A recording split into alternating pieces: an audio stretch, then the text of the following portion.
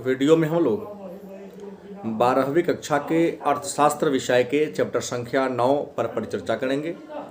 Chapter संख्या 9 जिसका नाम है उत्पादक का संतुलन, अभिप्राय एवं शर्त। तो आइए, आज का पहला प्रश्न है, उत्पादक कौन है या उत्पादक किसे कहते हैं? आपका उत्तर होगा, उत्पादक एक आर्थिक एजेंट है जो उत्पत्ति के साधनों को एकत्रित करके अधिकतम लाभ अर्जित करने के उद्देश्य से वस्तुओं का उत्पादन करता है। मतलब अधिकतम लाभ अर्जित करने के उद्देश्य से उत्पत्ति के साधनों को इकट्ठा करके, संग्रह करके जो वस्तु का उत्पादन करते हैं उसे ही उत्पादक के नाम से जानते हैं। दूसरा प्रश्न है, फर्म अथवा उत्पादक अथवा फर्म के संतुलन का क्या मतलब है? उत्पादक अथवा फर्म के संतुलन का क्या अर्थ है? आपका उत्तर होगा, संतुलन का सामान्य अर्थ होता है परिवर्तन की अनुपस्थिति। एक फर्म संतुलन में तब होगी जब वह अपने उत्पादन स्तर में वृद्धि अथवा कमी करने पर भी कुछ लाभ प्राप्त करता है। अर्थात जिस बिंदु पर उत्पादक अधिकतम लाभ कमाएगा उसी बिंदु को हम संतुलन बिंदु के नाम से जानते हैं।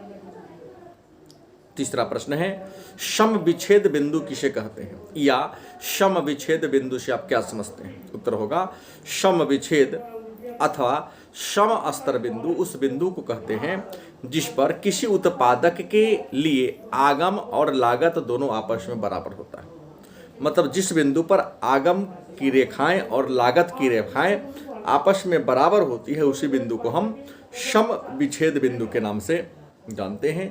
और चौथा प्रश्न है, पूर्ण प्रतियोगिता अथवा एकाधिकार के बाजार में उत्पादक या फर्म के मतलब कारखाना के संतुलन की शर्त क्या है? तो आप लिखेंगे, किसी भी बाजार में फर्म के मतलब कारखाना के संतुलन की दो शर्तें हैं। पहला शर्त जिसको अनिवार्य शर्त कहते हैं, दूसरा शर्त जिसको पूरक शर्त कहते हैं। अनिवार्य शर्त क्या है? तो एक फर्म के अधिकतम लाभ की अनिवार्य शर्त यह है कि वहाँ लाभ वहाँ अधिकतम होगा जहाँ सीमांत आय सीमांत लागत के बराबर होता है। दूसरा पूरक शर्त की बात कर लें तो एक फर्म के अधिकतम लाभ का पूरक शर्त है कि सीमांत लागत की रेखा सीमांत आगम की रेखा को नीचे से काटे। वहीं पर एक कारखाना या पूर्ण प्रतियोगिता के बाजार में एक